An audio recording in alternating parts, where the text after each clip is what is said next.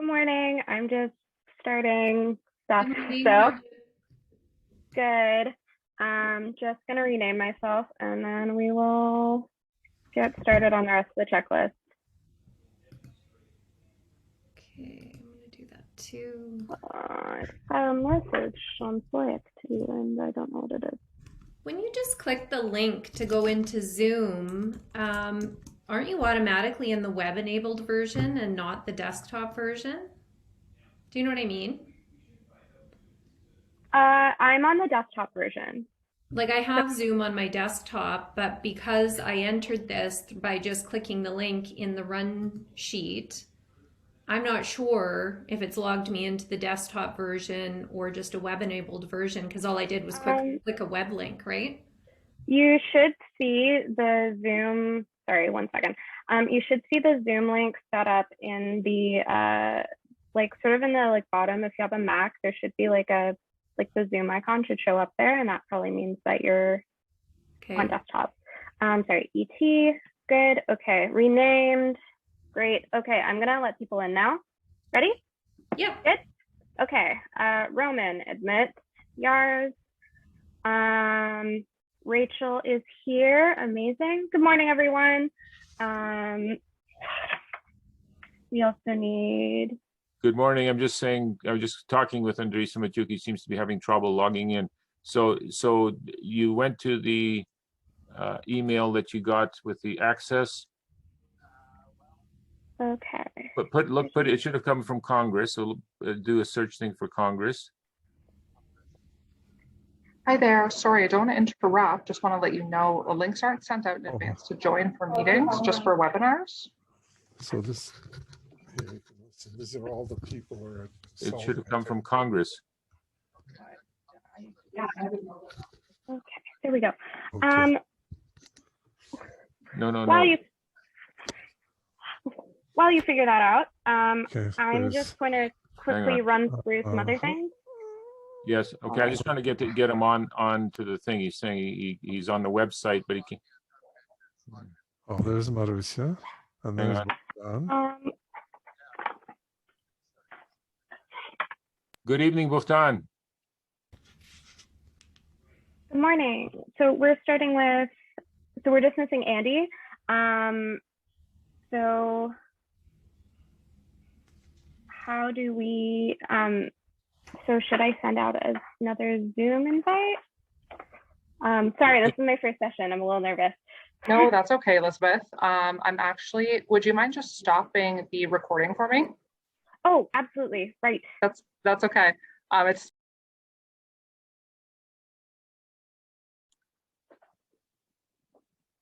Welcome everyone who has joined us online for this roundtable on multiculturalism then and now, thoughts from the perspective of 50 years.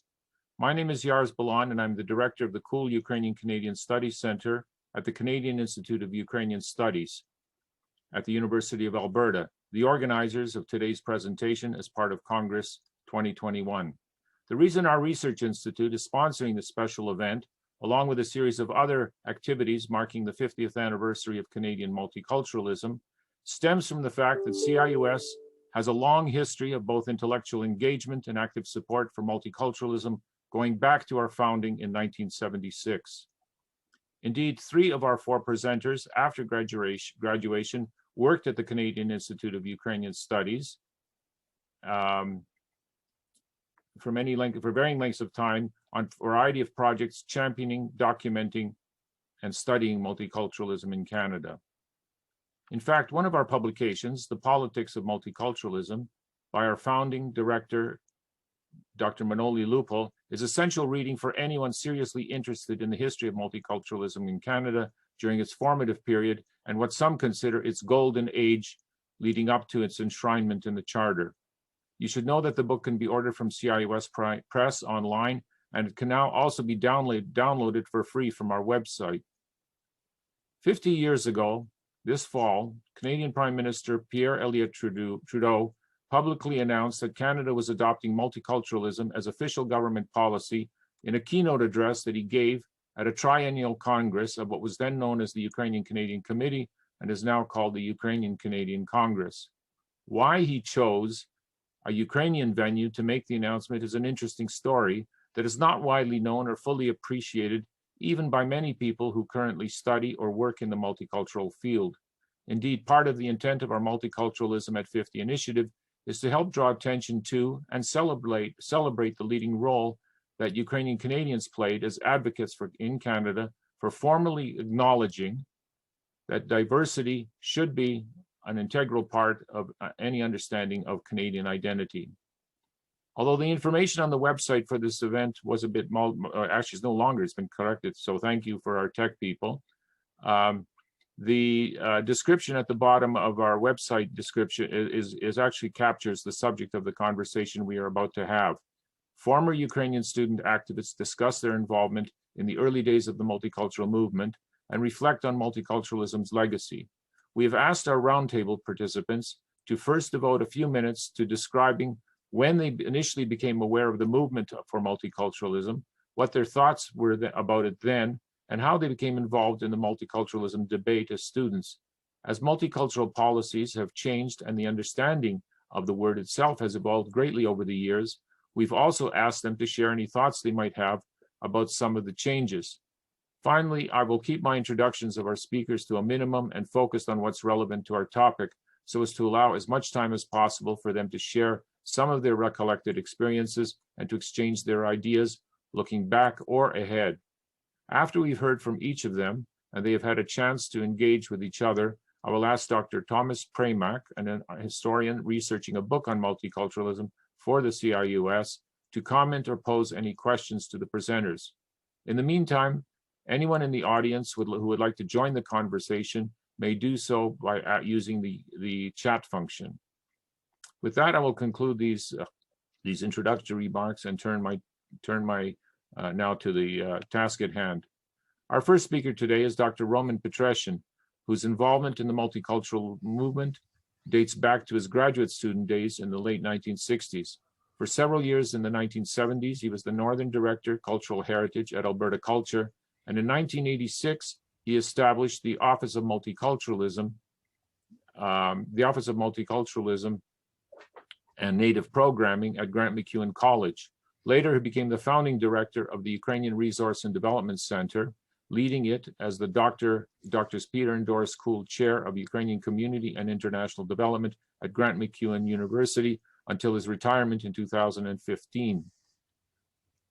His research and publications focus on the integration of Ukrainian minorities in Britain and Canada, include the collection of papers, Changing Realities, Social Trends Among Ukrainian Canadians. Currently, he is an adjunct assistant professor with the Faculty of Education, University of Alberta. Dr. Petryshyn. Thank you, Ars. When Canada entered the 1960s, it was approximately 15 years after World War II, and memories of the war were still fresh and discussed around kitchen tables. The 1950s in Canada, the United States had ushered in an economic boom, a baby boom, the development of the oil industry here in Alberta, expanding the suburbs, the car drive-in culture, mass television, and the Beatles on the Ed Sullivan Show. The young Queen Elizabeth oversaw the process of decolonization of the British Empire as many countries began the process of becoming independent. Many Ukrainian Canadians were especially grateful to see the death of Stalin and the Khrushchev thaw and the peaceful conclusion of the 1962 Cuban nuclear crisis between the United States and the USSR. The Vietnam War took center stage in Canada as well as the USA.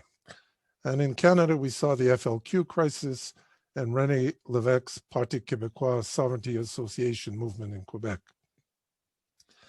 At the time, the Ukrainian Canadian community spoke of itself as having had three waves of immigration.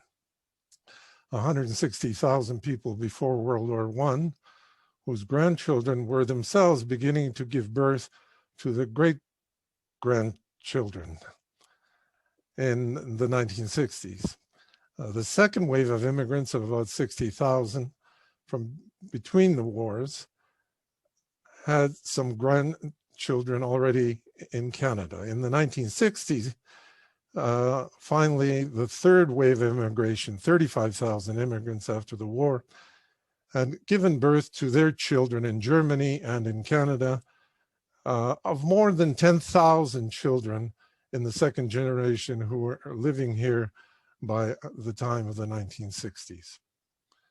In the Ukrainian Canadian rural community in Western Canada, the second and third generation of the first two waves had begun leaving the farms for the cities in Western Canada. Winnipeg was the unofficial capital of the Ukrainian community, where the Ukrainian Canadian Congress was located, along with the metropolitans of the major churches, the major newspapers, major museums, and so on. Although it should be said that of the post-war, Second World War, third wave, immigrants were also settling in Ontario, especially in Toronto in the 1960s. An entire generational cohort had already graduated from Canadian and American universities and had professional careers. They included names like Walter Tarnopolsky or Dr. Paul Uzek, Dr. Ihor Gauk, Professor Manoli Lupo, William Darkovich, Stanley Frolick, Bohdan Krawchenko, Oris Rudzik, and many, many others. The first Ukrainian Canadian University individual graduates appeared in the 1930s. So by the 1960s, Ukrainian Canadian University graduates were able to come together in a community relationship with European Ukrainian university professors and European-born students who entered North America universities. People like Yuri Darevich, Danilo Struk, Volodymyr Isayev, Bohdan Medvitsky, and others. The result was to provide a strong cohort of leaders in the Ukrainian Canadian intellectual community, which earlier had very few university professors and had largely been farmers and working class before World War II. One of these leaders was the second generation Paul Uzek, who studied first at the University of Saskatchewan and completed his doctorate at the University of Manitoba on the history of the Ukrainian Orthodox Church in Canada in 1958. He had taught first in the Slavic department at the University of Manitoba from 1951 to 1963, which was then much strengthened by recent professors from Ukraine, such as Yaroslav Rudnitsky, Bohdan Butsurkiw, Yaroslav Slavutich, Peter Potichny, and others. And they had settled, of course, after the third wave. Later, Uzek himself worked in the Soviet and East European Studies program at the University of Ottawa for 15 years between 1963 and 78. After which he was appointed to the Canadian Senate by Prime Minister John Diefenbaker. Senator Paul Uzek, who coined the word multiculturalism in his maiden speech in the Senate in March of 1964, was a key figure and a major advocate for multiculturalism. He worked together with other Ukrainian Canadian professionals, Ontario Minister John Yoremko, Leon Kosar, who headed up the Folk Arts Council of Canada, Dean of Law Walter Tarnopolsky, and they were aided by Stefan Yaworsky, himself an immigrant, but who worked in the citizenship branch of the Secretary of State. Uzek organized the Thinkers Conference on Multiculturalism in 1968, which, according to a recent article by Dr. Michael Temelini, proved to be a major influence in Canada on choosing multiculturalism as the preferred alternative to biculturalism in naming Canada's state policy and cultural pluralism. Now, a few personal memories. Like thousands of other Ukrainian immigrant families from the third wave of immigration, I ended up settled in Fort William, which then, along with Port Arthur, became what today is known as Thunder Bay. Soon after my family arrived in 1949, my parents became active members of the Ukrainian National Federation, which had components of veterans of the Ukrainian Galician Army, a branch of the Ukrainian Canadian Women, OUK, and a youth branch called MONO, or in English, the Ukrainian National Youth Federation. So the UNF with these components already had a history from the 1930s that included both immigrant and earlier Canadian roots, together with Canadian-born and educated people such as Kosar, Grigorovich, and Uzek, who I've mentioned, and who was the first president of the Ukrainian National Youth Federation in 1934 to 36. Paul Uzek, whose later books, along with those of Michael Marinchak and others, were among the earliest to present the viewpoint of Ukrainians on their own history in Canada, which I found to be of considerable interest as a young person. I remember going to Ukrainian school at the UNF Hall and later to Prosvita on Simpson Street in the mid-1950s. I had been born in 1946, where I was actually engaged in experiencing Ukrainian language school, music, concert, youth activities. In those years, unlike other larger cities, Fort William, Thunder Bay did not have a SOOM or a PLOS, and instead everything was being done in organizations like the UNF, which already had their own community center built in the 1930s. But in the Ukrainian Canadian community organizations, everything was being done on a volunteer basis and on the basis of community funding. Those institutions that did exist, 6 churches in Thunder Bay, halls, a couple of museums, community schools, 1 social service agency, all were funded at the time solely by community donations, not by any level of government. So during my teenage years, my father, Alexander Petryshyn, regularly took me along with him to attend the triannual conventions of the Ukrainian Canadian Congress, which were then always held in Winnipeg. That's likely how I heard about the Ukrainian Canadian Students' Union, SOOS, which was created in 1953 and was a member of the Ukrainian Canadian Congress. SOOS was initially led by Andrew Grigorovich, who later worked in the library at U of T when I was a student, and whose father was a founder of the Ukrainian National Federation. So my family life was primarily in the Ukrainian language and about Ukrainian Canadian and European issues. We talked a lot about the war around the table. However, I did not feel any kind of cognitive dissonance, as my home identity fit together nicely with an equally impactful public education in English in Thunder Bay schools.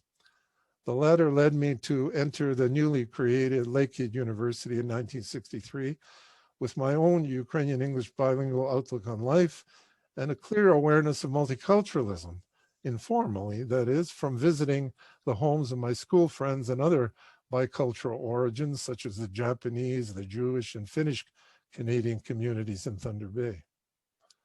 At high school, I had been active in sports and was president of the Students' Council, so it was natural for me to get involved with the Student Council of Lakehead University. Those years in Thunder Bay were very dynamic. There was a strong economy in shipping wheat, producing lumber, shipping iron ore. The university was expanding, and I was studying for a bachelor's and then a master's degree in clinical psychology. The university environment was heavily influenced by students acting against the Vietnam War and considerable debates about pro and anti-communism. Well, for me, the dissident movement in Ukraine at the time was much discussed at home. For example, my parents, who were very active in the community, invited former Canadian communist, Ukrainian Canadian communist John Kulaski to stay with us at home during his tours across Canada.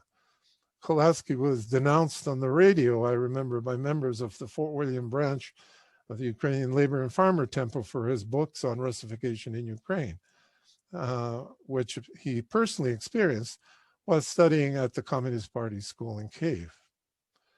So these were some of the influences that led me to create the Lakehead University Ukrainian Club, LUK, we called it, and carry out activities that were both fun and political in the 1960s. There were always 2 streams that constituted our Ukrainian community, Ukrainian Canadian political interest. First, there was the struggle for the independence of Ukraine. And second, the struggle to be recognized by the government of Canada under a policy of multiculturalism. Once created, we found ways to make the Ukrainian club visible on the campus and to get support of the student council. So in one such action, I can remember vividly when the Royal Commission on Bilingualism and Biculturalism showed up in Thunder Bay and had a public meeting. The hall was full. And we were there, that is some of us from the Ukrainian Student Club. And I remember voicing my dissent against the word biculturalism and in favor of the Ukrainian language rights in Canada. Professor Rudnitsky, who was on the commission, was there and encouraged my questioning from the floor. Another sort of incident at the time, the Ukrainian Students Club on campus prepared and delivered a pamphlet about a number of people arrested as dissidents in Ukraine in the 1960s. I presented that pamphlet to the Lakehead University Student Council, and the council passed a resolution that a printed booklet on their behalf from Lakehead University could be presented at the convention of the Canadian Union of Students, where which we did, and their motion was presented there in support of the dissidents and passed by the Canadian Union of Students. So it was in 1966 that I decided to have the Lakehead University Ukrainian Club join SOOS, the student national organization. I went through the 8th convention of SOOS in Toronto and met people in the executive, then headed by Lyubomir Zhila. I proposed at the convention that SOOS accept Luke from Lakehead as its member, which it did.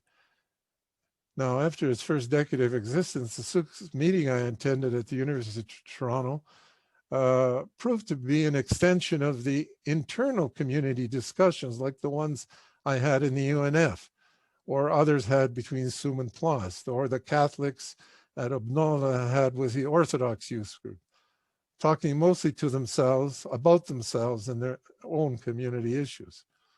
Rather than being an organization seeking to engage the university and Canadian society along the lines that we have been doing at Lakehead University. So 1967 was then a year when the worldwide Expo 67 was held at Montreal in celebration of Canada's new national identity. It was also the year that Ukrainian umbrella groups in many countries, led by the leaders of the third wave of emigre Ukrainians, formed the World Congress for Free Ukrainians. 1968 was the year that the Soviet Union invaded Czechoslovakia, while in SOOS, Roman Sirbin from Montreal was elected the next president of SOOS with the executive which I joined. Sirbin was a Ukrainian activist doing his graduate work in Ukrainian history. And that summer, Sirbin launched issue #1 of the newspaper Student. And SOOS began to show the Ukrainian community new ways in which they could engage with Canadian society in addition to its internal community discussions. Rather than being focused inwardly, SOOS began to engage outwardly with world issues and contemporary ways of community development in Canada. We were influenced by Prime Minister Pierre Trudeau's concept of participatory democracy, the national debate about a new Canadian identity and the availability of the federal government grants through the Company of Young Canadians for community animators. I wrote up a plan, and SOOS launched a program of what we called field workers in the Ukrainian community, animators in the Ukrainian community. And there, Sirbin identified Bohdan Krawchenko as his choice as SOOS' first employed animator, and we sent him across Canada to create more branches of SOOS and establish links to the local Ukrainian communities and get them to participate in our 1968 SOOS convention in Vancouver. Krawchenko did an outstanding job, and his leadership style resonated well with Ukrainian Canadian students at universities across Canada. Moreover, the number of students was increasing since the post-war third wave of children born in Germany and Canada now was beginning to enter universities, of whom likely A third or so were members of Ukrainian Canadian youth organizations. Sabin and I also applied for and received financial support, $10,000 from, after lobbying Gerard Pelletier, the Secretary of State, to support the Vancouver Congress, in which we also included 10 Francophone students from Quebec. Now, $10,000 would be like, I would say, $30,000 or $40,000 today, so it was a substantial grant. And this was an innovation that was a considerable surprise to community leaders. SOOS initiated SOOS initiative to have community animators getting these large grants were innovations that surprised not only the leaders of the Ukrainian community, but the Ukrainian Canadian students themselves. One of the first direct actions of SOOS in 1968 was to press the federal government on the question of multiculturalism, a broad community movement that expressed its influence at the Thinkers Conference held in Toronto under the leadership of Senator Uzek and Leon Kosar, among others. After the federal government's response to official bilingualism, the originally planned vision of biculturalism was displaced by the concept of multiculturalism. We students at SOOS and the Fieldwork Project immediately made promotion of multiculturalism a priority and sent Ukrainian students out in summer months to animate Ukrainian community organizations, to meet and ally with other ethnic groups, and to lobby in favor of strong multicultural initiatives by government.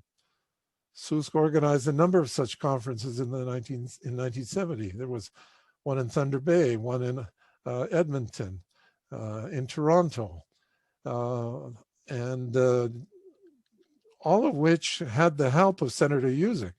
So I know that personally that when we were in Ottawa, he would help us to access his office staff and to use the free telephone that senators had to call across Canada so that we didn't have that kind of expense. In 1971, the Trudeau government finally responded to the recommendations made by the Royal Commission on Bilingualism and Biculturalism after doing research and holding hearings over the past 8 years. The Prime Minister announced the policy at the UCC convention, as Yars has already pointed out, in Winnipeg. As well, the provincial governments of Manitoba, Alberta, and Ontario all organized their own provincial conferences. Manitoba Mosaic in 1970, in Alberta in June 1971, and Heritage Ontario in 1972, in which SOOS participated. In fact, some SOOS members were employed to organize these events. In a separate process, the Canadian Ethnic Studies Association, made up of various Canadian professors such as Uzek, Buturkiu, and others, formed the Canadian Ethnic Studies Association and its journal in order to have academic discussions about multiculturalism. And that journal continues strongly at the present time. The Liberal government established its first multicultural policy in 1971 and relied heavily on the Ukrainian community. It was in this framework that Albertans, particularly like Professor Maloney Lupul, Peter Saverin, Lawrence Decor, who became leader of the Liberal Party of Alberta and former mayor of Edmonton, Ambrose Hollowach from the Social Credit Party, Dr. Bert Hohol, cabinet minister, Bill Petryshyn, and others, they were the ones who initiated the Ukrainian content public projects funded largely by the government of Alberta on a permanent basis. These included creations such as the Ukrainian Cultural Heritage Historic Village located outside of Edmonton, a massive outdoor museum. Also the creation of the Ukrainian bilingual program in 1973 in Alberta schools, which was mirrored by other communities so that over 8 different languages were being taught in Edmonton's system. And finally, the founding of the Canadian Institute of Ukrainian Studies at the University of Alberta in 1976. Roman, could I just break in because we need to move on to our other speakers, but just wrap up quickly. Sure. I'll just say that many of the SOOS activists myself, Bohdan Krawchenko, Alenka Bilash, Marusia Petryshyn, Roman Senkus, Bohdan Klid, Andriy Makuk, Yars Balan, and others are all products of this SOOS movement. In turn, this led to professional commitment, I would say, for quite a number of people who subsequently have pursued their careers as a result of the events in the mid and late 1960s. Thanks. Thank you, Roman, for such a fundamental contextualization of our discussion today. It was very, very interesting and useful, and your personal anecdotes are also very revealing. The career accomplishments of our second speaker are many, varied, and span continents, but I will just share a few of the more pertinent details about him.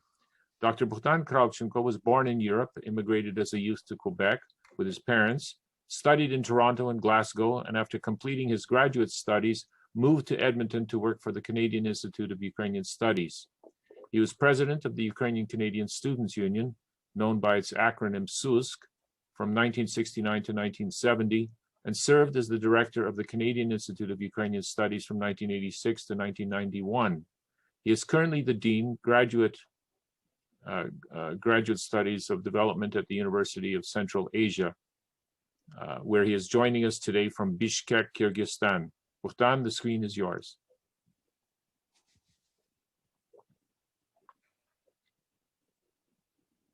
Unmute yourself, Bohdan. Sorry. Yeah, thank you very much. It was a pleasure to hear my old friend Roman speak. Coherent, engaging as always. And I have my own little anecdote about Roman. Thank you very much for participating in this panel. I really don't have very much to say. And what I will say is really about some of the ideas that were pushed by SOOS in 1969 and 1970 that I think have enormous validity today and in just about every geographical context. I think also, and Roman mentioned this, the Ukrainian SOOS in 1969 and 1970 contributed, I think, made an excellent contribution to the federal government's decision to announce a multicultural policy in 1971. That multicultural policy was an unexpected byproduct of the Bilingualism and Biculturalism Committee. And I think had it not been for some activity, Canada could very well have had a bicultural policy, where enshrined is the concept that Canada has two cultures. So we were asked to say a few words about ourselves and how we got involved in multicultural issues. My involvement in multicultural issues was a little bit odd. First of all, we emigrated from France to Montreal, where I was a French-speaking child, but of Orthodox faith, and in the Quebec confessional system, that meant that I was placed in the Montreal Protestant School Board at a school on St. Urban Street, where I was the only Christian in an all-Jewish class. Talk about being minorities within minorities. My parents then decided to move to a farm in rural Quebec, and I attended a rural school, which gave an enormous opportunity for involvement in student affairs. So when I got to Bishop's University in the Eastern Townships, I was ready to be a student activist, which I was. I became the editor of the weekly newspaper, a thorn in the side of the state university administration, and also pressing the Students' Council to join the Union Générale des Étudiants Québécois. That was a hard pill to swallow, given the prevailing two solitudes and the nature of that forepost of Anglo-Protestantism. Because of my activities at Bishop's University, I came to the attention of Roman Serbin, president of SOOS, that was looking for an activist to organize Ukrainian Canadian students. I actually knew lots about the Quebec question, I knew very little about what multiculturalism meant. But I was interviewed by Roman Petryshyn and offered a job. And he charmingly told me, you have a job, but by the way, there isn't very much money. It has to be raised. But I enthusiastically embraced the challenge. And I had an amazing experience traveling across Canada, meeting Ukrainian Canadian students. I would arrive in a place like Regina with 25 cents in my pocket, praying that somebody was going to answer the phone, and staying on mattresses in various people's homes. These were wonderful times, and these were also the 60s. And this experience of traveling across Canada and talking to students was remarkable, very interesting. Students were mobilized, and it culminated in the Congress in Vancouver that Roman referred to, where the grant also allowed us to have that spectacular party on the boat in Vancouver Harbor that I think most of us will remember for a very long time. That Congress blew new wind into the sails of the Students' Union, and I think also blew new wind into the sails of the Ukrainian Canadian community for the reason that Roman said, and that is to begin to think outside ourselves, to connect and contact with the larger society. And SOOS emerged as a vigorous new voice on multiculturalism. It also played a major role in bringing on board some of the new Ukrainian Canadian leadership, people such as Manoli Lupo, who were very reticent to get involved in the organized Ukrainian community that had been somewhat too dominated by a certain fairly right-wing perspective. And the fact that we had a Ukrainian Canadian Students' Union that was speaking in a voice, raising issues that were of broader concern to society, and the discourse that any liberal would, and I mean it with a small L, can understand and appreciate it, I think was fairly important for Manoli, who eventually played an enormous role in continuing the work of multiculturalism and others.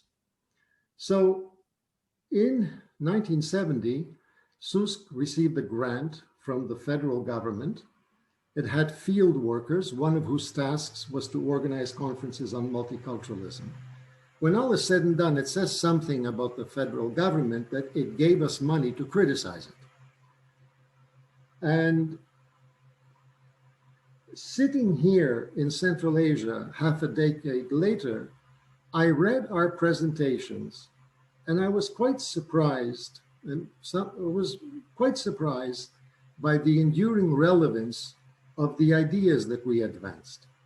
And I hope people get a chance to read the conference report. I found the conference report because Marusia dug into her whatever bottom trunk of whatever archive and found it.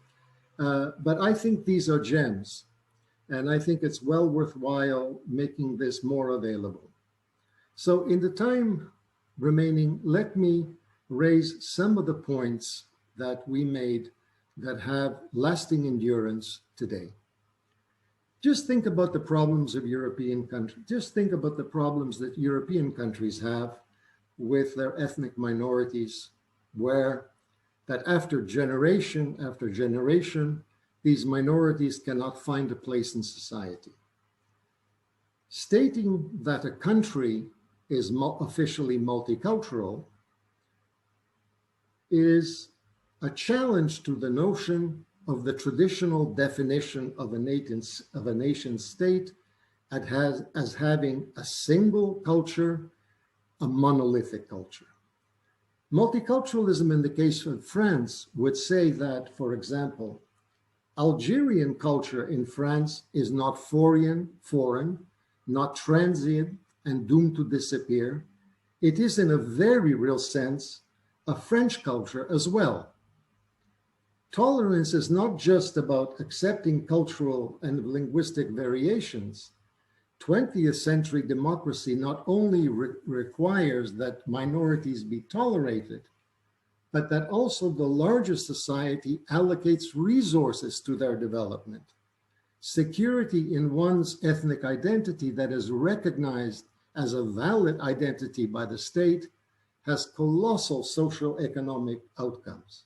France continues to struggle with its multicultural reality by refusing to accept the multicultural policy. In 1970, there was considerable resistance to multiculturalism. The argument was that ethnic groups are like voluntary associations, like Rotary clubs, as one politician put it. We argued that ethnic groups are a special category. They represent millions of Canadians that for years have participated in the life of one of the many social subsystems, as well as participation in the overall society. Ethnic groups are micro-societies. They have child socialization processes, educational processes, and they have an added interpretation of Canadian culture. There is an inner momentum that produces community structures that are absolutely indispensable to their existence. Policies that support these structures and activities that are copacetic with the overall society values promote harmony, social cohesion, and much dynamism. And I think that that is fairly important today, because there is a continued debate, and this is particularly a problem in Europe, where the notion that you should use public sector funding for ethnic minority, cultural, and community development is something very contested. One of the things that I was very surprised to find in those presentations, and this was written in 1970, was about the role of ethnic groups in a growing technological urban society. These changes, we argued, far from suppressing differentiating characteristics, have the potential, and I emphasize that have the potential to aid humans in developing them. A post-industrial society has the potential of releasing people their unique human qualities. As people have more opportunity to become introspective, they invariably ask questions about identities. Ethnic groups have a humanizing influence. They're concerned with culture, personal development, community building, that is, with human qualities. They moderate the technological ideal of efficiency, which in the search for a standard can end in stifling standardization. I think that they play a very important role in ensuring that this does not happen. We find in ethnic groups what Ukrainians call sobornost, all-togetherness. For those who take this rich, spontaneous community experience for granted, participation in the larger society is often a reminder of the value of their community existence. I think the debates that were engendered in 1970 offer a lot of rich material for reflection. The presentations, of course, dealt also with specific recommendations, but the presentations are worth revisiting in today's context. Thank you. Thank you, Bohdan, for very thought-provoking remarks and very interesting ones, personal ones. Our third speaker, Marusia Petryshyn, succeeded Dr. Krawchenko as the SOOS president in 1970-71. And if I'm not mistaken, and correct me if I'm wrong, Marusia, you were the first woman to lead the organization. Oops, I've lost my notes. Let me just get out of this screen here.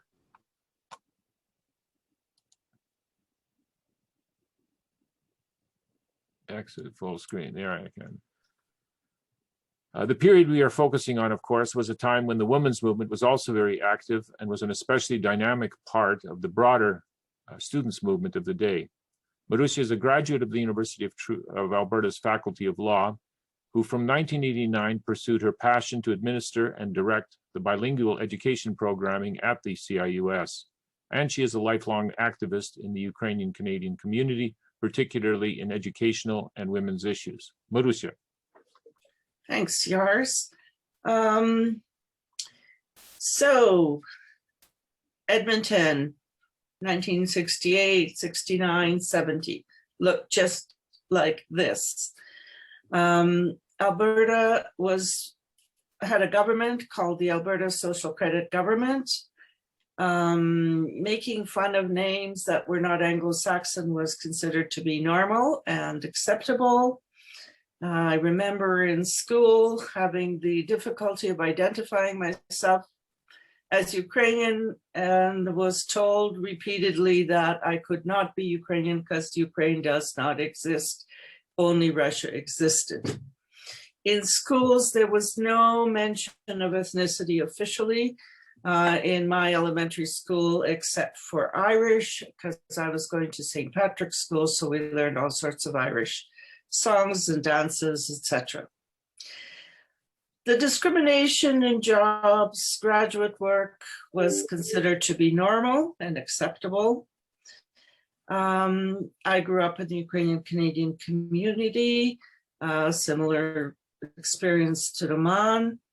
But I think the fact that all of us had been at university was very critical, because it was the universities that provided for an alternative reality which we all experienced. Okay.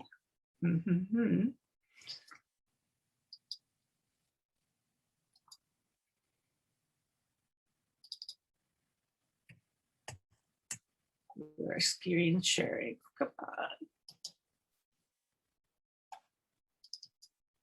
There. So what were the influences outside of the community that we had experienced? One that I really remember was this program called This Hour Has 7 Days from 1964 to 1966 with hosts Patrick Watson and Laurie Lapierre. I remember they're following the civil rights movement, and there was a documentary that documented it was called South USA Summer in Mississippi, and included in the documentary was the murder of the 3 civil rights workers. In 1966, these 2 were fired, and notwithstanding by the CBC, and notwithstanding demos and a hearing to follow, that program stopped. The other very powerful movement that influenced us was the Black Power movement. That Black was beautiful, the assertiveness that minority cultures and minority communities were important, really resonated certainly with me. Even the Black Panthers were quite important. I believe this is Fred Hampton in Regina. He also came to the University of Alberta, and it was very inspiring in what they were trying to do for their community. At the same time, 1968, the Paris Spring, where there was a general strike in Paris, I guess it was President de Gaulle left, then returned, but very, very strong and influential student activism. Martin Luther King was a very prominent leader in the civil rights movement, but was assassinated. A very, very strong effect, again, on our society, that these people who are trying to change society for the better could be killed. The Quiet Revolution in Quebec, Maître chez nous, maintenant ou jamais, resonated partly with our desire for a free Ukraine. Gerard Pelletier, one of the three wise men of the Trudeau government, was a minister, Secretary of State, with whom we eventually had several meetings and was instrumental in eventually getting multiculturalism to be accepted by the Prime Minister rather. At that time, there was Trudeau mania. Pierre Trudeau was a hardline anti-nationalist, but he did introduce concepts such as a just society, participatory democracy, which made both the activism in Canada easier and funded, which was unheard of, as Bohdan had said, and made our work somewhat easier. Bobby Kennedy in the States was another leader who was supportive of civil rights and was assassinated very close to that time. The Medicare was started in Saskatchewan and eventually began to move into other parts of Canada. At the same time, the dissident movement in Ukraine arose, and after many years of silence, after the Stalinist brutalities, after the killings in World War II, there were intellectuals basically who began to speak about internationalism or Russification, questioned some of the policies of the Soviet Union. Sorry, Mauricio, your pictures are not coming up on our screen. They are not? I don't know if they're absolutely crucial. They are. Okay, let me try that again. Just you have to jump in where you are at now, what you're speaking about now, rather than going through all of them. Yeah, I will. Also, Mel Hertig was, I think, represented sort of one of the leaders of Canadian national identity. He was the publisher and organizer of the Canadian Encyclopedia, but the whole question of Canadian identity was critical. And the women's movement at that time, we have got Betty Friedan, and also impacted us. So, so here we come from a Ukrainian Canadian community that was, I would say, a little bit moribund at that time. And then we're hit with the reality in our society and at universities. And at the university also, we had the debates between the student movement of the Students for a Democratic Society. We had debates between John Bordeaux, Marilyn Pilkington at our university, both eventually becoming professors in Ontario universities. And the question of animators. Okay, just a second here. Animators also became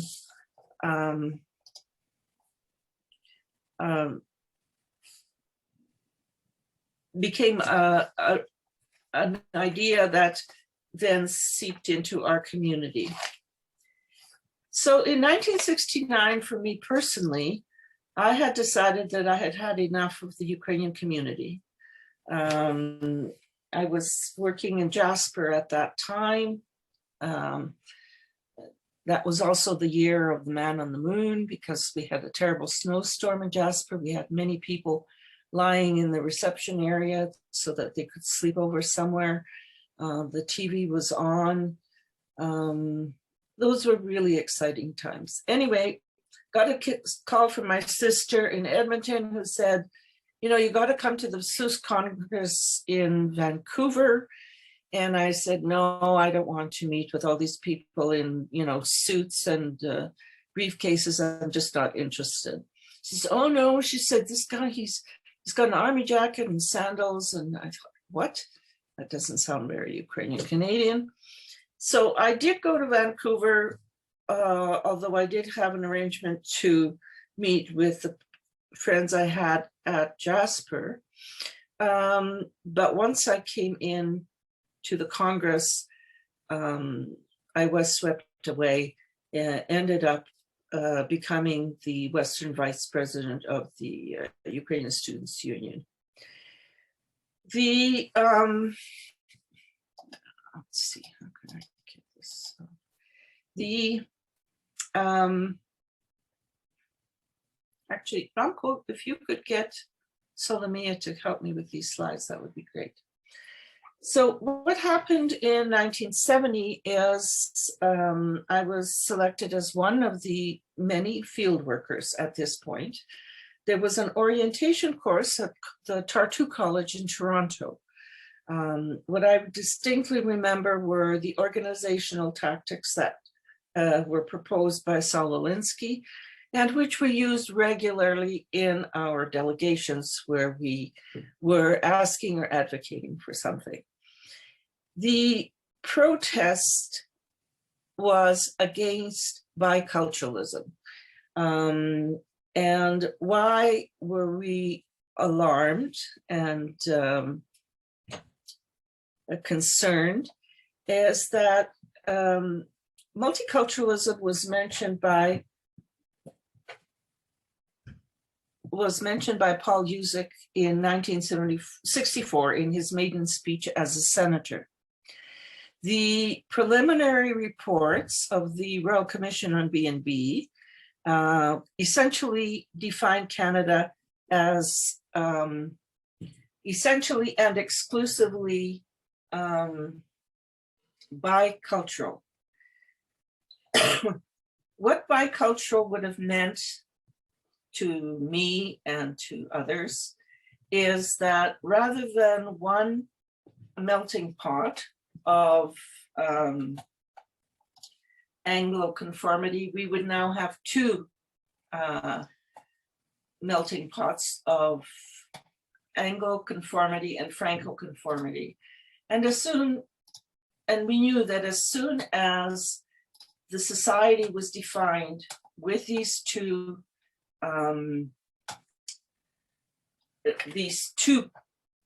melting pots, essentially, because if you're defining it as, if you're defining culture in that way, then the dominance of people who could claim origins of either Anglo-Saxon or Franco-Canadian heritage would treat us the way we had been known to be treated, and we would have become second-class citizens. We followed the Royal Commission and government announcements very closely, so that after the Thinkers Conference in 1968, okay, all right, I'm just going to run quickly through my slides here. So Edmonton, this is the environment that we had in our work, and eventually these are the many activities that were held to lobby for multiculturalism. So in 1968, the Thinkers Conference was held, a very good article by Temelini on its significance. And at that conference, bilingualism and multiculturalism within a bilingual framework was accepted. However, in 1969, the Royal Commission on B&B still maintained a bicultural framework. So we were very concerned that not only would this bicultural framework be declared, but that it would then become part of the Constitution and we would be strapped. So as Bohdan mentioned, the field workers were mandated to create multicultural conferences. And in 1970, I was assigned to Thunder Bay, where the climate was both favorable, both financially and politically, with grants, with the concept of participatory democracy, and that we then went ahead. I was 21 at that time, left Edmonton, I think for the first time, went to another city to live and work, was generously hosted by the Krawchenko family, and organized the conference called Canada's Cultural Future, Minority Languages and Culture. I'm just showing this slide to show you what Gestetner work looked like. And so this is slide. All right. So in Thunder Bay, the citizenship branches of the federal government were open to supporting conferences, community conferences, dialogues. Bob Ray was the person with whom I worked closely there. In June 1970 in Thunder Bay, Robert Stanbury came, he was a minister of the government and in charge of Information Canada. And, and so I was invited to that dialogue. There were the Finnish president of the Alumni Association was there, as were some other ethnic representatives. The Jamaican community was represented, the Native Friendship Society was represented, as were the labor groups, the Recreation Department, Board of Education, and others. And the discussion of multiculturalism was held there as well. In August of 1970, the conference was held, and in celebration of 50 years of multiculturalism, I am now completing the report of that conference. And the number of thoughts of the participants sound to me as being quite relevant today. One was Mr. McDonald from the school board suggested that a newspaper be published for the schools with content about various cultural groups in Thunder Bay, both the majorities and minorities and the First Nations. And I was thinking, if we had had 50 years of that kind of education, would the climate in Thunder Bay today be different? Would those who went on from those schools to become the police, would they have different attitudes and actions? And instead of the racism that we now have characterizing that city. Stanbury also mentioned the characteristics of a mature cultural society. He mentioned that perhaps cultural education could be the quiet revolution of this half century, just as continuing education was the quiet revolution of the previous one. The Truth and Reconciliation Commission in Canada, the Black Lives Matters movement, and Quebec's Bill 21, since made into law, which bans workers in positions of authority from wearing religious symbols on duty, are cases of examples where cultural education of Canada has failed and where work, I believe, still needs to be done. At the conference, the ethnic groups and other minority groups, one of their primary expressions of needs was for support for education in language and culture. The Francophone delegation, they were on the organizing committee as well, took the position that they could see multiculturalism within a bilingual framework, but they were not supportive of financial support to cultures and languages other than English and French, and also stated that ethnic cultures were regional and not national. Following that conference in Thunder Bay was what we called the Heart House Conference, where Bohdan spoke, and the paper that was produced for the Heart House Conference, in fact, became the center of our further advocacy for multiculturalism. And in that paper, he clarified the role and status of ethnic minorities in Canada, and that they are in fact intrinsic part of Canadian culture. And that was something that we took into our subsequent briefs and interventions that were made with Ukrainian students about multiculturalism. At the same time in Edmonton, Hanya Galan had organized a multicultural conference then, and it was there that Dr. Lupa was brought in to into the multicultural movement.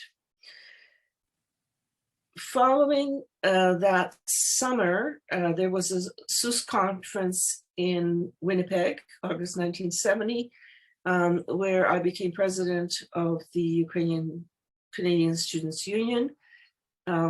Subsequently, I worked with Andriy Bandera, Yuri Bozhik, and Roman Petryshyn as advisor, the SOOS executive and community activists on multiculturalism.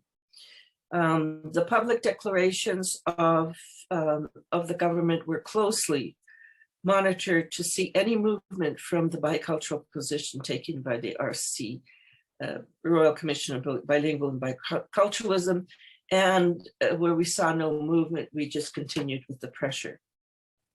So even in September of 1970, Gerard Peltier said Canada is not a melting pot and the government is opposed to any measure aimed at assimilation. On the contrary, it encourages all initiatives which have as their object the promotion and dissemination alongside the two main cultures, English and French, of other cultural values.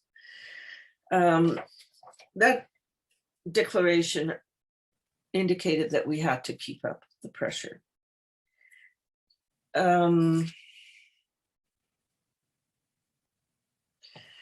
So in addition to the conferences that we went to, we also spoke at conferences of all the students' clubs and the youth organizations. We also made submissions to the constitutional hearings that were being held at the time. And there were a number of delegations to the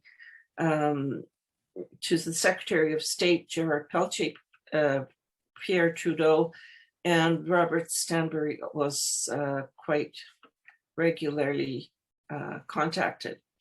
This is a picture from the Manitoba Mosaic Conference, just so that you know that we really are 50 years away from what was happening then. We have Kathy Vach, who was the daughter of the very long-term and hardworking Secretary of the Ukrainian Canadian Committee, Sofika Kachor, who was also a very long working person in the community. To the right is Paul Uzek, who one could call the father of multiculturalism. Dr. Manoli Lupo was at the Manitoba Mosaic Conference, and he was sort of beginning his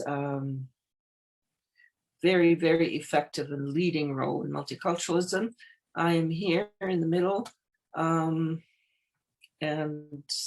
that's what it looked like in 1970. Okay, so at the Manitoba Mosaic Conference, it also became very clear that the Students' Union and the Ukrainian Canadian Committee were miles apart in their ability to deal with current Canadian issues and in their concern for multiculturalism. The brief that the students prepared for that conference had 50 recommendations. The Cook brief had 6 recommendations. The student one covered languages, education, government services, media and communication, cultural exchanges, and youth organizations.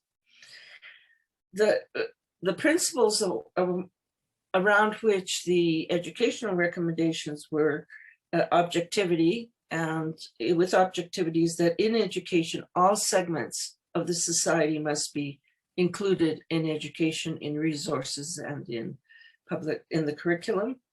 Secondly, there is relevancy, and we raise the question of the priority of the social sciences. And again, that theme is echoed here, where the priorities in technical skills and technology had been established, but we again reiterated that social sciences and humanities were clearly important, but yet not made a priority, and no priorities around social sciences and humanities had been established. And the third principle was equality of opportunity. That was not just for the society, but applied to individual and minority groups as well.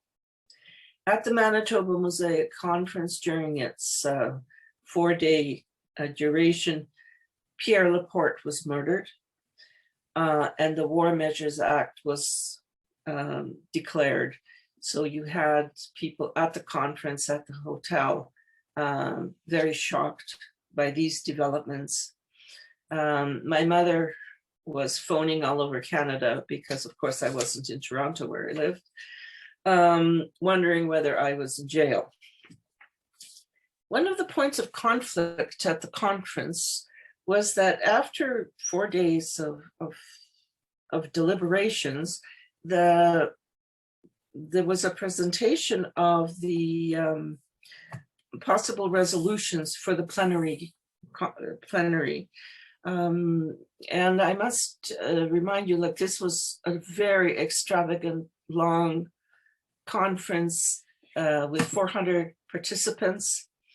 And one of the first recommendations that was to be accepted by the plenary was that Manitoba was to be declared officially bilingual. In the plenary, there was some struggle with this, and this motion was amended to the multilingual and multicultural reality of being preserved. The French Canadian delegation at that point walked out of the plenary. It showed in part our ignorance of our Canadian history, because in fact, Manitoba had been declared bilingual in 1870 at the time of its becoming a province. And I'm happy to relate that in 2010, Manitoba officially recognized Cree, Dakota, Dene, Inuktitut, Mischief, Ojibwe, and Oji Cree in Manitoba. In addition to these conferences, we had regular visits to the Secretary of State, in part because of the fieldwork project and grants. We met with Gerard Pelletier on occasion, more often with Doug Bowie, his assistant. For example, at the SOOS Eastern Conference in Waterloo, Ontario, both Oris Kruhlak from that department and Doug Bowie had been invited. So as you can see, that there was constant and many occasions for advocacy for multiculturalism.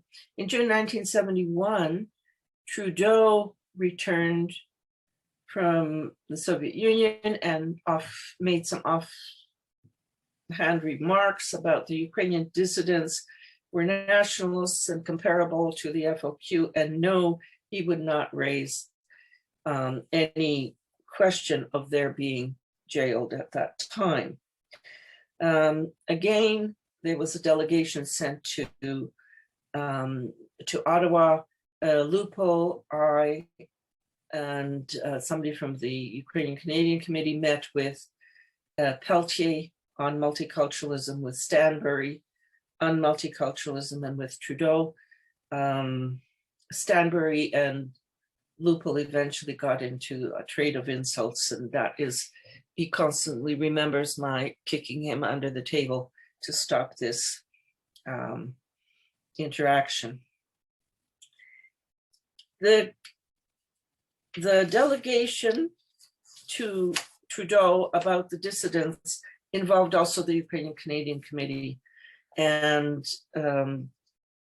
Lupul's book really details the difficulty working with that committee, how absolutely disorganized they were. There was supposed to be a meeting before then to get ready for the meeting with the Prime Minister. Reverend Kushner, who was the president, didn't come until very late, couldn't be found in the hotel. Eventually, instead of one memorandum going into the meeting, there were two. I think it was Lupul that had to stop the other memorandum from being written, and the Liberal Party supporters, hijacked the press conference and said everything was good, which then led to the eventual hunger strike, about which I will speak later.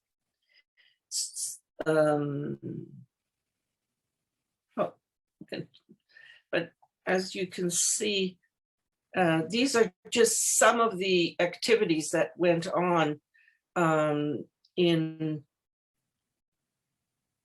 influencing government or advocating to government for multiculturalism. So because of the failed meeting with Trudeau, the Marko Boitsun and Bohdan Krawchenko, who headed up the defense work for Ukrainian dissidents, decided that the students should have a hunger strike at the Congress of the Ukrainian Canadian Committee, which we did. There were, I think, could have been up to 10 people on hunger strike. I think we were in our second or third day of hunger strike when we were told that we could meet with Pierre Trudeau. Yuri Bozek was designated as the main speaker, and the meeting turned out to be a successful meeting of minds. And then it was at that banquet, at the Kule banquet, October 8, 1971, where he made his declaration of for multiculturalism. And for me, the most important words were, again, this is politics, right? It was the view of the Royal Commission. It never was. In none of the publications of the Royal Commission was multiculturalism ever mentioned, but shared by government and by all Canadians, that there cannot be these three cultural policies, and there is no official culture, and nor does any ethnic group take precedence over any other. Mauricio, if we could just get you to wrap up so we can move on to our next. Yeah, I think I am doing that. Timing is perfect here. Yes. All right. And then he said that support would be done in 4 different ways. It was interesting to experience the euphoria of the multicultural progress and then the retreats. The threats to democracy in the USA, which we have witnessed recently, are a strong indication of the need to continue to advocate for democracy and cultural fairness and equality. I think for the Ukrainian community, the brilliant strategies of the Ukrainian Partial Immersion Program and the Canadian Institute of Ukrainian Studies were great achievements and provided answers for the need for linguistic and cultural education. I hope that the multicultural roots will not be neglected, and that sufficient resources will be allocated to Ukrainian Canadian Studies and to the Ukrainian Language Education Center, with its responsibilities to the bilingual program. I'm also sad to see that the support to minority groups was not made as a program, but eventually was negotiated group by group in return for votes. The nurturing of intercultural communication and action is something that multiculturalism showed was possible and beneficial. Cultural work, whether of the majority or minority cultures, requires financial support, and Canada is due to revisit this question on a national basis now. Thank you. Thank you, Marusia. Again, lots of interesting ideas and reflections. Our fourth speaker, Andy Semotiuk, followed Marusia Petryshyn as president of the Ukrainian Canadian Students' Union. Professionally, Andy works as an immigration lawyer, but he's a lifelong Ukrainian community activist. In addition to being a contributor to Forbes magazine, he is the author of a fascinating biography of his mother, who immigrated to Alberta after the Second World War, and is currently working on a book about the internationally renowned Ukrainian opera singer, Solomia Krushelnitska, who was active born in 1872, died in 1952, and who happens to be a relative of his. Andy, the floor is yours. Okay, Dziękuję. Thank you very much. I'm very happy to be with you today, particularly these individuals that have spoken, who were leaders, certainly very influential in my life. I was very happy to have met them and to have worked with them in the past. They've covered the area quite well in their remarks. I don't think there's much I can really contribute to the historical evolution. So I'd just like to move right into my own personal activities or things that happened to me that I think might be of interest. To answer the question, how did I sort of get involved in multicultural thinking and so on? The answer is one day I came to the SOOS office in Toronto in Harbert Street, and there was Roman Petryshyn. And as I walked in, he turned to me and he says, Andriu, what is Canada? What's the cultural makeup of Canada? And to me, this was a question that stumped me. I wanted to get the right answer, but I wasn't sure what the right answer was. So I kind of hesitantly volunteered bicultural, bilingualism and bicultural, here. And he said, no, it's multicultural. It's multicultural heritage. And that was my first sort of personal confrontation with the idea of changing my thinking about what Canada was. I then, from that time on, sort of got involved in the thinking that SOOS produced. These people who spoke before me, in particular, molded the discussions and came up with these ideas that led to in Canada. I'd like to briefly mention my contributions. There were two that I think might be of significance. And it was only because of SOOS that I was able to make at least one of them and later participate in the other. The first was in 1971, during the summer, right before the policy was announced. I was a field worker and SOOS sent me to Ottawa to lobby the members of parliament in Ottawa to favor multiculturalism and to adopt a multicultural policy. And I spent that summer, seeing members of parliament, working through Senator Uzek's office, who was kind enough to basically lend me his office to use. I was a 21-year-old law student at the time, and through his office, I was able to make appointments with members of parliament and have one-on-one meetings with them to discuss multiculturalism. And I don't remember all of them, but I do remember having meetings with, Gerard Pelletier was mentioned. I did have one meeting with Gerard Pelletier, Don Mazankowski, Steve Poprowski, Warren Ullman from Montreal, Stanley Knowles, I believe, from Winnipeg North, and there were others. And in those meetings, they were all sort of very open to me, a student coming to talk to them and essentially teaching them that Canada was a multicultural country. They would listen and nod. And I don't know if I convinced any of them or at least had an impact on them. I do believe I did have some influence on their thinking.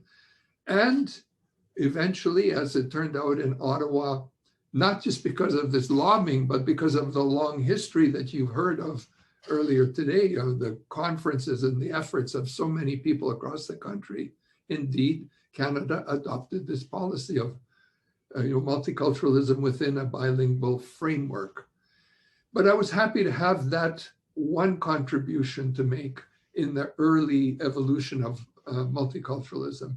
I was at some of the conferences and so on, but that was a special moment for me. And the other moment I'd like to share with you is later in 1982. And basically, I was in Edmonton then, already practicing law. And one weekend, I got a phone call. I think it was from Manoli Lupul. And he said, could you come down to Athabasca Hall? We have a special meeting going on. We're going to meet with Lawrence Decor, and we have a discussion to hold. Could you come down? And of course I came. I believe it was on a Sunday afternoon. Lawrence Decor was there, Peter Severin was there, Manoli Lupul was there, and I was there. The subject of the discussion was the Charter of Rights and Freedoms was being adopted shortly. Decor had a meeting with Trudeau Sr., and they discussed what would be included in the charter in terms of multiculturalism. And in the course of his report to us on that day, Decor basically outlined three potential ways it could all come together. One is no mention of multiculturalism. The second is a potential sort of introductory whereas inclusion of multiculturalism, whereas Canada is a multicultural country. And the third was a potential section of the charter that would identify Canada as a multicultural country. The debate or discussion, which was about, as far as I can remember, about 3 or 4 hours, was what more could be obtained. This was what was essentially envisioned by Decor as likely results that could take place. The charter, the section 27, was the most ambitious of the possibilities. And I remember the discussion being over the question of language and where is our language going to fit in this scenario. And I do remember I was sort of in the younger generation, so we were the most aggressive back then, that, are there any language guarantees similar in nature to what the French minorities outside of Quebec are going to have in the charter? Couldn't we advocate for and get some sort of language guarantees as well as section 27? And I remember Lawrence saying, look, we're lucky to get section 27 if we can get it. Forget about anything more. That's about as far as we're going to be able to push it. We were, as my perception was, we were on the margin. First of all, we were Ukrainians, just one group that Trudeau was speaking to. We're trying to make the case for all of us. But we were limited in the degree of leverage we had over the people that were putting the charter together. So section 27, as far as I can say from my sort of inside view on that meeting, and why I was there, I guess I was there because I was the young guy, in the room, bringing a young guy, and I guess because of the legal sort of thing. At any rate, that's what ended up being section 27 of the charter. I just would like to share a few other moments related to multiculturalism thereafter. that might be insightful.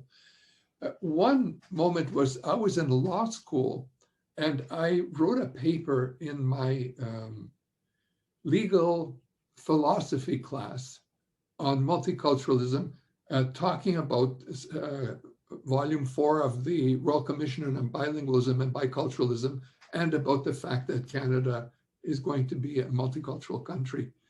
And I distinctly remember debating with the other law students in my class about that subject. And here is the argument that was put forward, most in opposition to my argument about multiculturalism. The argument was, this is like some, and forgive me for using the words, but this is an exact quote, this is like some Eskimo group migrating to Mexico and then asking and demanding of the government in Mexico that they be able to survive in Mexico and promote their culture and language in Mexico.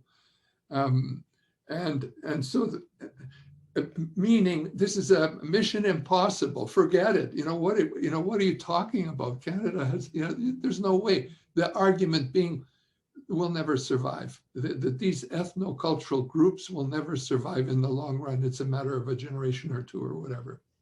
Now, I don't have the time to be able to share more than those stories, but I'm going to suggest that we haven't done that very well as a Ukrainian group in Canada since 1971.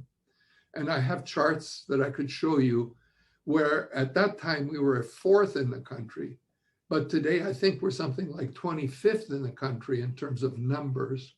And in terms of language, as a first language in the home, Ukrainian in Canada now is reported by probably less than 100,000 people across the country. So we got a long way to go if we're going to try and keep our community safe in Canada and growing. And multiculturalism has not been as favorable to us as I wish it had. I wish it could have been. And I'll just leave the comments there. Thank you, Andy, again, for bringing all kinds of another perspective to this whole discussion today, which is very, very rich in ideas and lots of things leads to be followed up from it. I would like now just to ask Tom Pramack, who is a historian and has written, is author of numerous articles and books, and is working on a book on multiculturalism, to reflect or comment on some of the remarks that he heard from our presenters today. Tom? Hello, can you all hear me? Yes. Very good.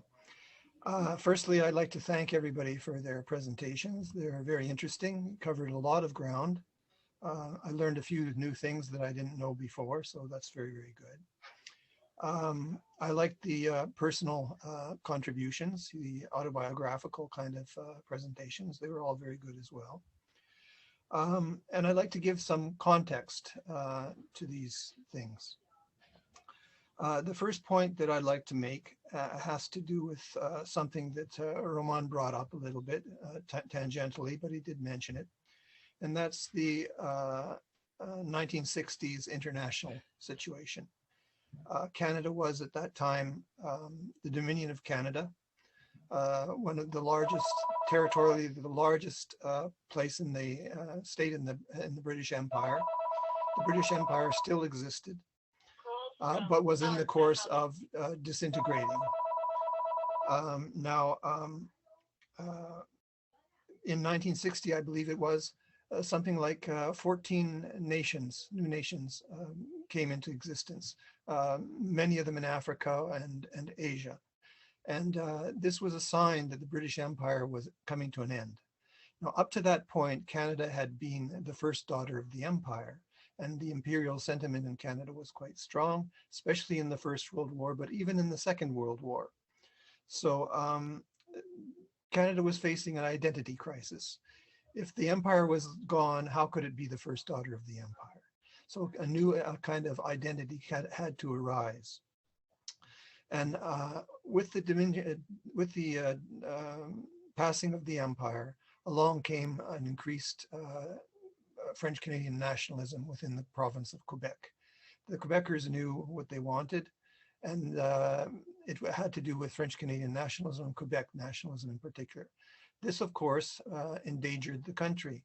So the rest of the country had to establish some kind of new identity as well. And that new identity, as it turned out after these debates that you have all been discussing, that turned out to be multiculturalism, in particular multiculturalism within a bilingual framework, but multiculturalism most importantly. So that's the first contextual point that I'd like to make, and having to do with something that Roman brought up. Secondly, Bohdan discussed something about ethnicity and ethnic groups and the importance of ethnic groups in multiculturalism. And he said that ethnic groups are, in contrast to the Lions Club or the Rotary Club, are not voluntary associations. They're rather something that are built out of necessity or something like that.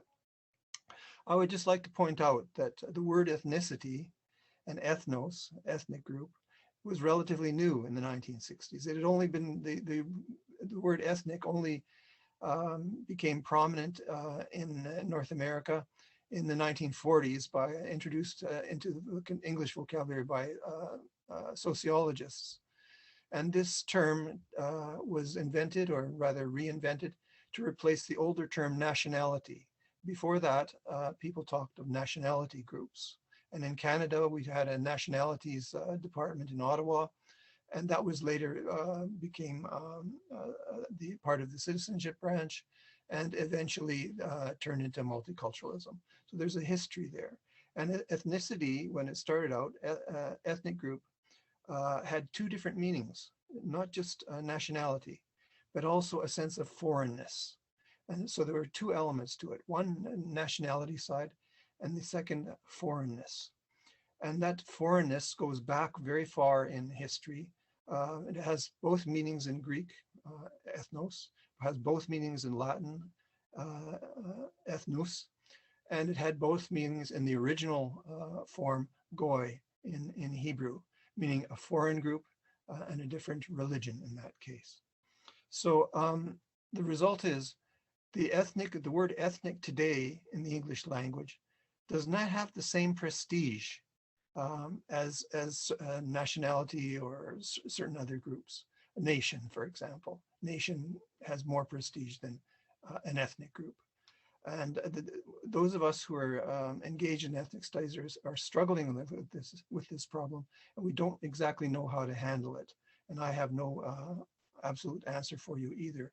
But I just like to point out that even today, the prestige of ethnicity is not the same. And sometimes it's even given a negative connotation. So it's not the same.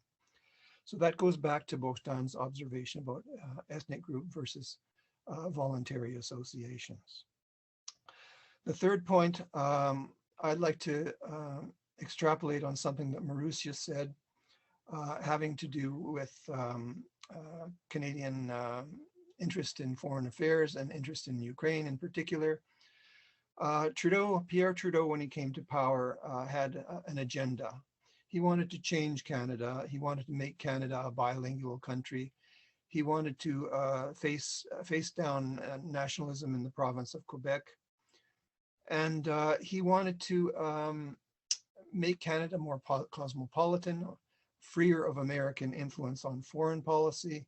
And he wanted to warm up to the communist world in particular. He opened relations with what was then called Red China. He recognized Cuba and warmed up relations with Cuba. And he made on his famous trip to the Soviet Union in 1971, in May of 1971. And this brought a tremendous reaction among the Ukrainians in Canada. And they engaged in a ferocious battle with Trudeau over this warming up to the Soviet Union. The right-wing community, the right-wing side of the Ukrainian community in Canada criticized him very severely for this. And he faced them down in a way. There's a debate there. At the same time, exactly the same time, these conferences are going on across Canada about multiculturalism, the discussion of the B&B Commission and its book 4 of its report on other ethnic groups. All of this is going on at the same time. And so when Trudeau made his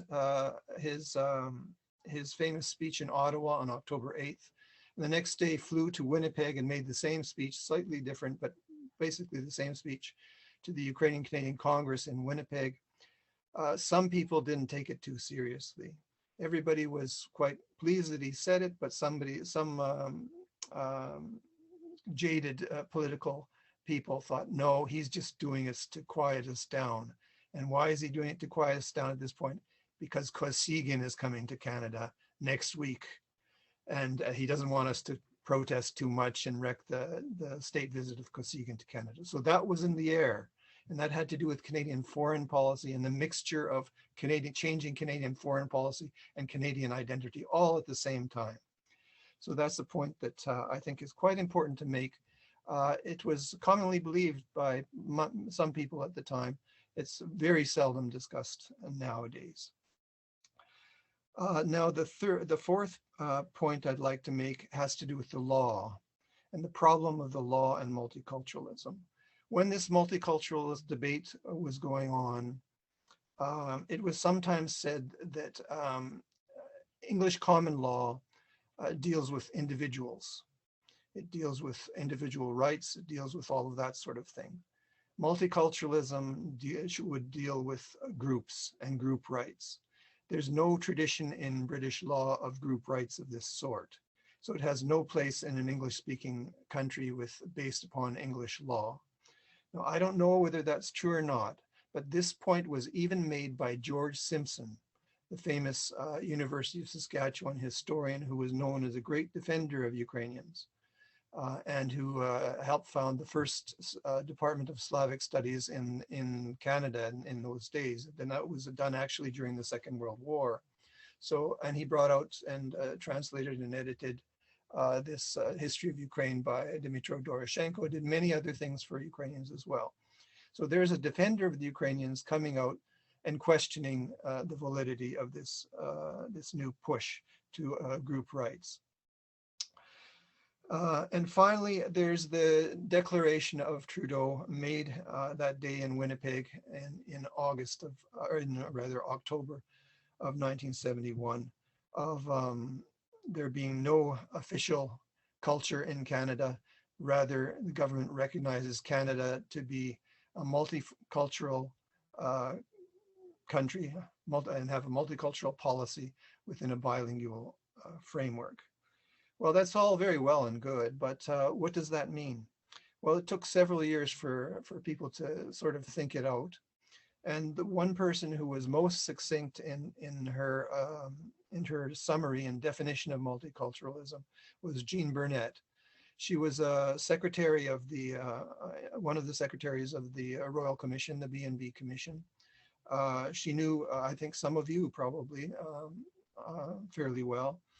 And she was asked and was invited by Hertig to write the article on multiculturalism for the Canadian Encyclopedia. And she did so, and she defined multiculturalism thus. Firstly, recognition of the reality of diversity within the country. That's point one. Point two, recognition that this diversity is a positive thing and not a negative thing. Point three, that this diversity, being a positive thing, should be encouraged by government. And put them all together, all three of these things together, and you have a definition of the new phenomenon of multiculturalism. So those are the general observations that I have on the papers that were given today. Well, not papers, but presentations that were given today. I thank you all once again, and I guess that wraps it up for what I have to say. Thank you very much.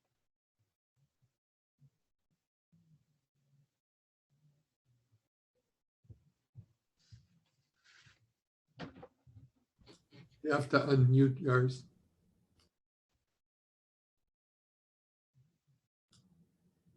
We can't hear you. Yes, thank you. Thank you. Sorry.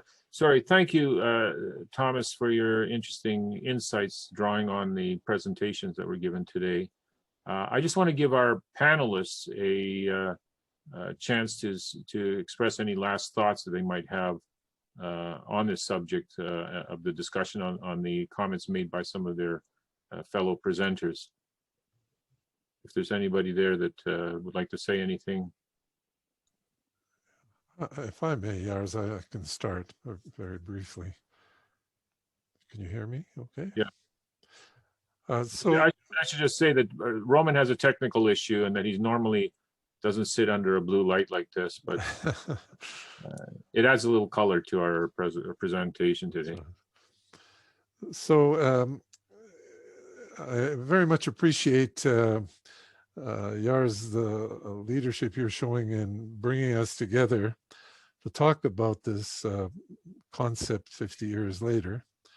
And I'm very pleased that the new director of CIUS is organizing a conference in November on multiculturalism.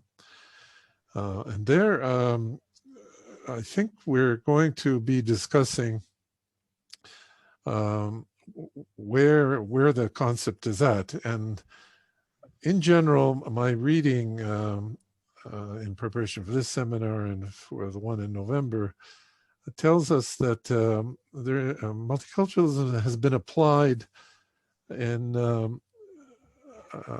on identity politics around the resolution of the unity question, English, French languages, and so on. That question, of course, has been resolved with the Official Languages Act, and although we do see some ripples now in Quebec about wanting to declare itself officially unilingual, currently there's a process that's being launched. But that issue moved on to two others over the last 50 years. One has been the question of race relations. And so when multiculturalism moved off of the notion of recognizing cultural diversity, it moved into race relations. And as a consequence of that, that's in response to the growing proportion since 1967 of visible minorities in the immigration to Canada. So that number is now well over 20% and moving towards 30%. The population of Canada will be classified by the census as visible minorities. So race relations, in practical terms, multiculturalism helped it to create the Race Relations Foundation. Now, this foundation was initiated by the Japanese community on the question of their reparations, but today it is the principal agency for dealing with race relations and has an endowment that just recently received a very substantial endowment, I think of $10 or $12 million. So it's a very substantial endowment with staff and an ongoing programming.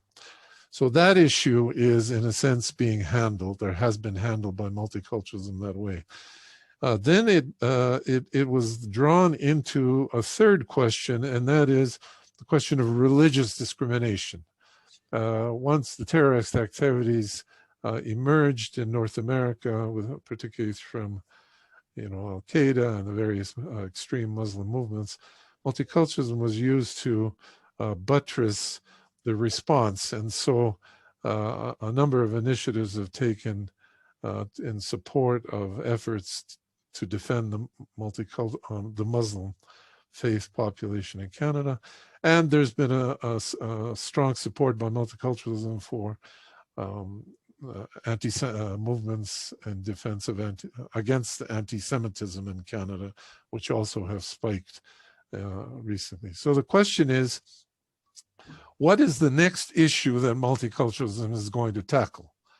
And I'd like to suggest today that that issue should be the relationship to Indigenous peoples of Canada.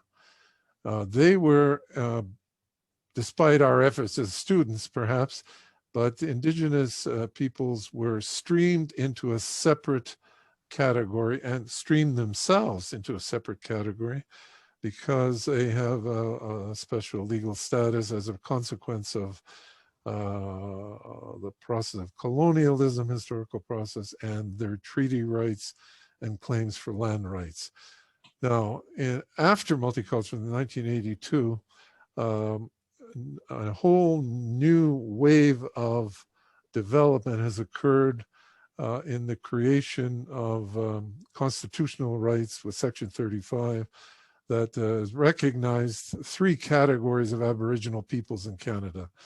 The First Nations, of which there are some 600 and plus different reserves, the Métis, who are their movement is concentrated in the prairie region, but now has expanded throughout Canada, and the Inuit population. So in reality, Canada has moved forward in the direction of creating multinational relationships, multi-governmental relationships, because Aboriginal peoples are claiming government-to-government relationships, something that ethnic communities never aspired to, but Aboriginal groups have aspired to.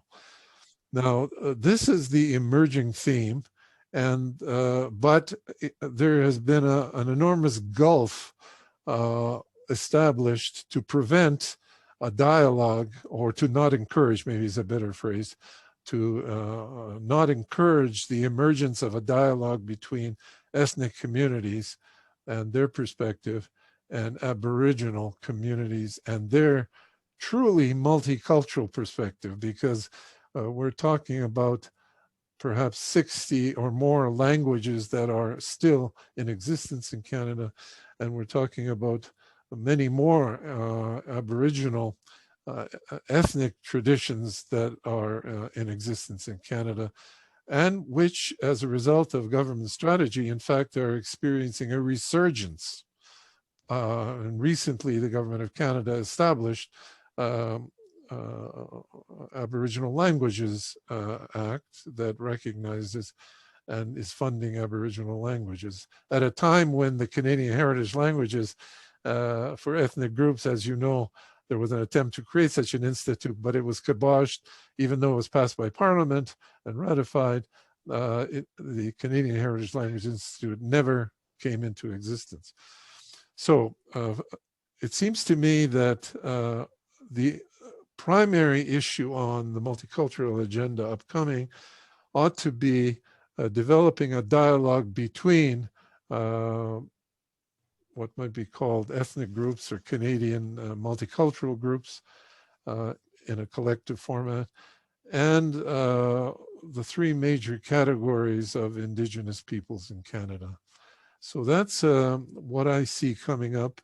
And I do feel that whereas during the issues of race relations and religious discrimination over the last 30 years, most or many Ukrainian Canadian organizations have been involved overseas with efforts in Ukraine, which emerged as an independent country in 1991. And quite naturally, the Ukrainian community has devoted the majority of its time and efforts to that issue.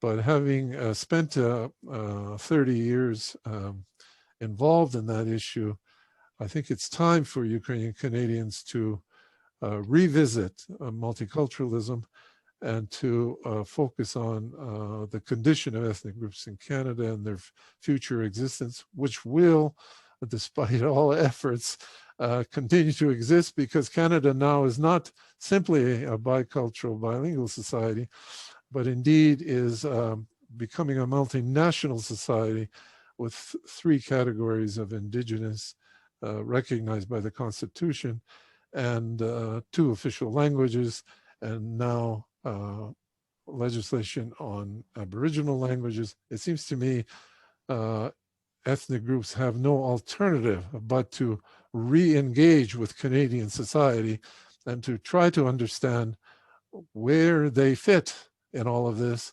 because unfortunately multiculturalism has not yet found a satisfactory answer. Thank you very much, Roman. I just